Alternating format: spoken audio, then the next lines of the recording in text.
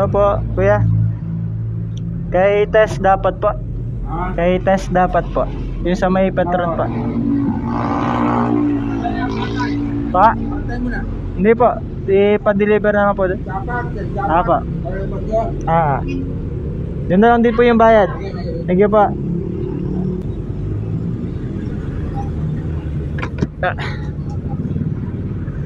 So, ayun guys, bale pupunta naman tayo ngayon sa shop.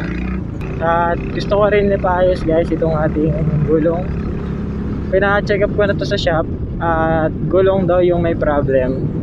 Kaya mga ganun yung ating harapan.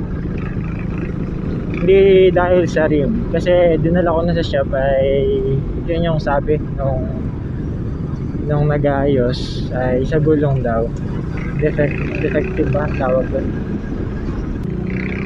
Ang weather dito sa Batangas guys ay mainit na may kasamang kulimlim.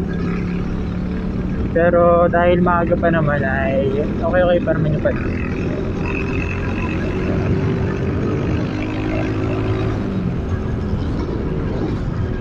Alright, let's go.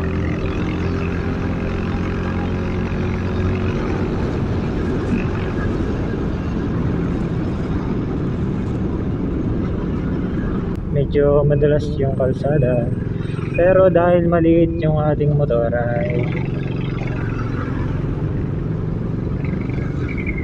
nakaya nating isingit-singit, diba?